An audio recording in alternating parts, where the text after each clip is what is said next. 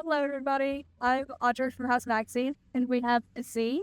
Hi, I'm DFB DIY. I'm Z. So, tell me, what do you do? I kind of have classified it as music journalism, specifically on the do-it-yourself music scene in the DMV. It's got a lot of heavy focuses on stuff like punk and hardcore music, but I also have posted like some like indie shows. Really, I'm like open to whatever as long as it's like people in an active community doing shit themselves. The kind of place where you charge $15 a for somebody's basement. That's my thing. So I do photography, I do interviews. I just started releasing zines. It was like a random weekday. And I was just like, I need a passion project. And it started out as just videos. And then I found an old camera in my dad's closet, picked it up, winging it ever since.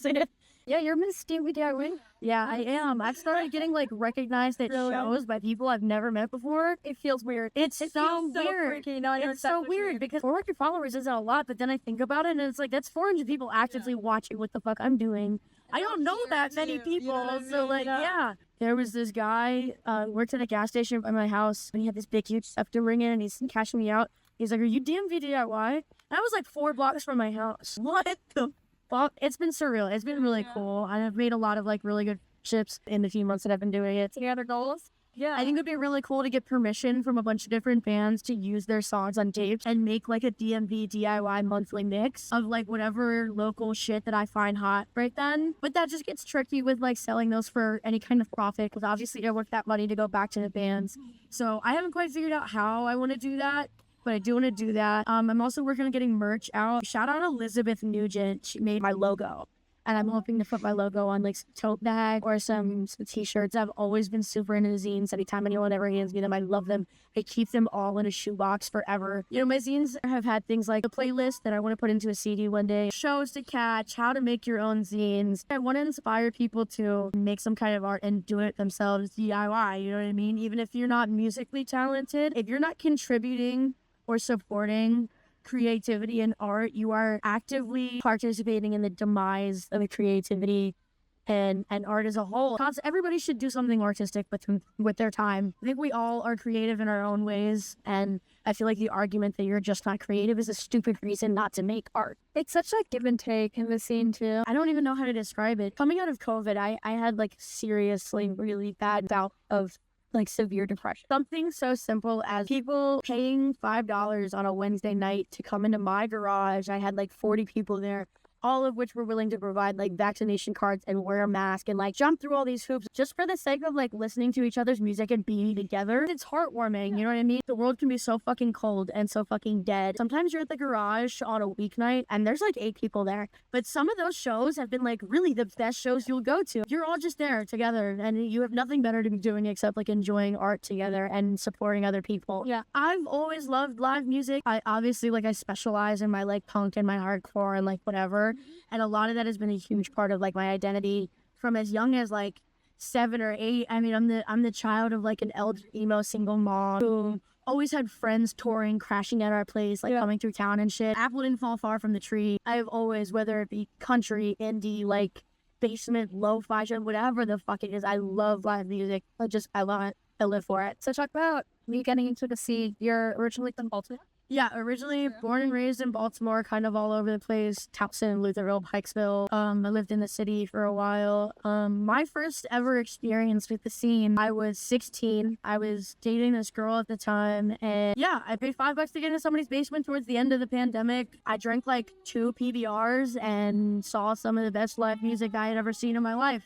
At basement in Patterson Park with all of my friends. I was having such a hard time since I had dropped out of school, like making friends. That's another huge thing. And like making friends as an adult outside of the workplace and outside of school, the epidemic that is a non-existence of third spaces, that kind of fills that hole in my heart. It's like been such a great way to make friends and meet people. I went home that night with like 4 or 5 new friends who I've kept in touch with since then. I just remember being like, yeah, I want to do this for the rest of my life. Like I want to go to as many days as possible. Within not even a year of going to my first show, I threw one. It was Mama V's Easter Bash. We handed out Easter eggs with like weed and band stickers in them. It was cool. Combat is a big band in the scene. Combat played my guitar. I think actually we got shut down by the cops before they got to get through their set. And I was like 18, finally figuring out like what I really genuinely loved in life. DMV DIY has been like a huge passion project for me. I usually tend to lose attention with things very fast. I've loved putting in the work that it takes. I don't ever want it to be this like constricted thing. When people ask me what DMV DIY is, I just say music journalism because it's like a broad term. Yeah. I want to do photography. I want to do the videos. I want to do mixtapes. I want to do whatever the fuck I please with it because it's my outlet. It's my page. It's helped me really become more of like an extroverted, authentic version of myself. You go to shows, where do you go? I'm at the garage most of the time. It's kind of like my home base. If you look at my Instagram, damn near everything I've shot is at the garage. Shout out. Shout out the garage. Shout out DFW and McLean. DFW. Shout out DSI Records. Shout out Sean. The Pocket in DC has had some really good stuff. Pie Shop is always great. Holy Frijoles. Shout out fucking Basements. I want more house shows so bad. I'm all for the DIY venues, but I truly live for the house shows. I'm trying to find more of those, but they're kept hush hush. Where my scene originated for me was Fort Harmstead. Okay. Out in Dundalk, shout out Fort Harmstead, and my garage, shout out my ex-girlfriend Scout, who let me throw shows in her house. Shout out Mama V, her mom. People came to my house show for the show. They stayed for Mama V's spaghetti, all right? She made like a massive bunch. Oh my God. 15 bunk kids.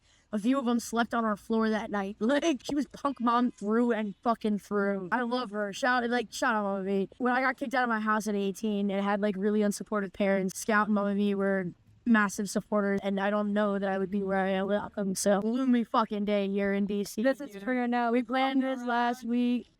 We got some Arabian food, got some Mediterranean food. Shout out Mama. What you get? I got kubita kebab. It's ground beef and rice and tomatoes with like sauce. Yours was better, I think. It was like a lentil and It beef was stew beef, with lentil, eggplant. Parents know their way around the food. Yeah, we really do. But What's your favorite food? Rusty Chicken on Snowper School Road. It's a pollo a la brasa place. I've been learning Spanish recently. Day 55, my Duolingo streak was up. The guy in there heard me trying this like order in Spanish, and he was like, "Se hablas español, mija?" Sí, se hablas español. Yo quiero español. Or no, yo quiero hablar español.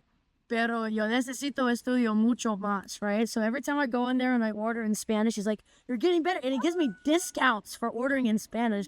Shout out Victor at Rusty Chicken. Best pollo a la brasa place ever. You can get half a chicken, 2 6-ounce sides, and a drink for $20. 2.5, 3 meals in one box. And it's Kodak.